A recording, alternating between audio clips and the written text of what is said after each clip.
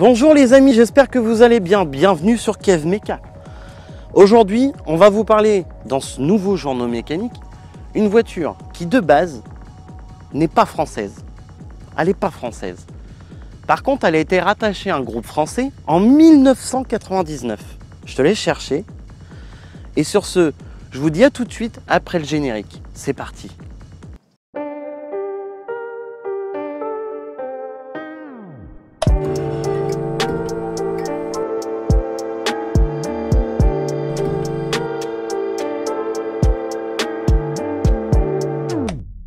Bonjour les amis, c'est moi qui reprends le relais.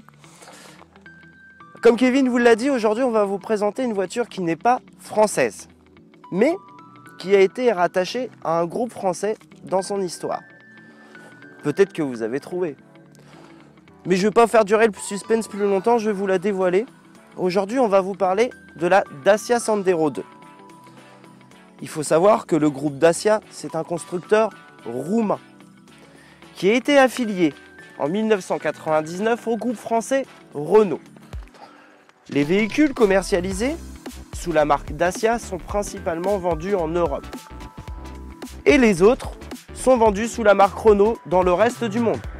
L'entreprise Dacia a été créée en 1966 en Roumanie. Dacia produit essentiellement des véhicules de la gamme Renault, des dérivés si vous préférez. Son véhicule emblématique, c'est la Dacia 1310. C'est un dérivé de la Renault 12, mais sans apport technique. En 1999, comme on vous l'a dit, Dacia a été rattaché au groupe Renault. Mais il faut savoir qu'en 2014, ils ont fait réaliser 30% des ventes du groupe aux losanges.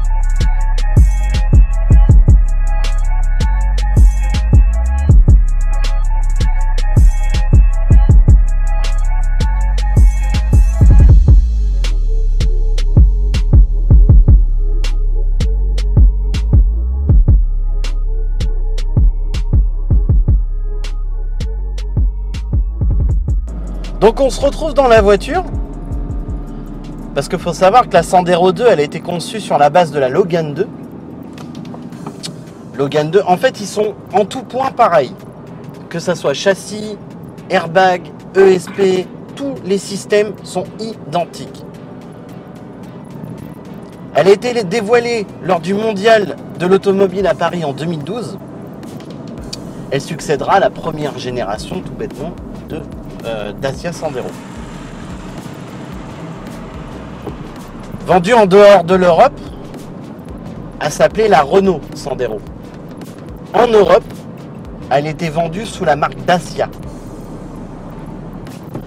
Mais en dehors de l'Europe, c'était compté comme un haut de gamme. C'était pas compté comme un bas de gamme, comme chez nous en France, où on les compte plus comme des voitures de bas de gamme. Des voitures, on va dire, premier prix, entre guillemets, quoi. Mais ils étaient vendus comme véhicules étant plus économiques, les plus économiques. La Sandero, elle est davantage commercialisée chez Renault que chez Dacia. Donc la Dacia Sandero 2, donc celle que je te présente, elle partage 80% de ses pièces avec la Logan 2. Donc quand je te parle de ces pièces, c'est le bouclier avant jusqu'aux montants centraux et latéraux, en passant même par la plateforme, donc c'est-à-dire le châssis même de la voiture. Tout est commun. Ce qui permet de conserver le même prix, donc un bas prix, tout en ayant des options supplémentaires, comme je te disais, le SP, l'ABS, les airbags, frontaux, latéraux, la direction assistée et les feux de jour. Pour ce qui est du nouveau modèle, les feux de jour. Le Start and Stop devient un équipement de série sur toutes les gammes confondues. Et pour ce qui est du moteur diesel, le moteur diesel sera équipé du nouveau système de filtration qu'on appellera le système NOx, qui est un système beaucoup plus récent que le système avec la D-Blue ou encore le système avec la sérine. Donc depuis le passage de la norme Euro 6, les moteurs essence TCE 90 chevaux voient leur valeur en couple s'augmenter et passer de 140 Nm au lieu de 135 Nm auparavant. Et il dispose d'une fonction overboost, donc le gros avantage de cette voiture, ça vous permet d'atteindre plus de puissance, plus de couple sur une courte durée. Donc pour le coup, ça permet d'avoir 95 chevaux au lieu de 90 et d'avoir 150 Nm de couple au lieu d'en avoir 140. Depuis la fin 2015, Dacia proposera des boîtes automatiques qui vont se baptiser Easy Air. Ces boîtes est en option à 600 €, ce qui est extrêmement cher. La Dacia propose en option sur certaines versions le régulateur et limiteur de vitesse, l'aide au stationnement arrière et le système de navigation. Donc c'était l'écran que tu avais avec en guise d'autoradio, quoi. La gamme est légèrement remaniée, aménagements intérieurs font leur apparition et les commandes de vitres électriques intègrent les voitures de série. Les clignotants sont désormais à impulsion. La Stepway devient désormais une finition haut de gamme, contrairement à avant, où avant elle remplaçait l'ancienne, la Stepway Prestige,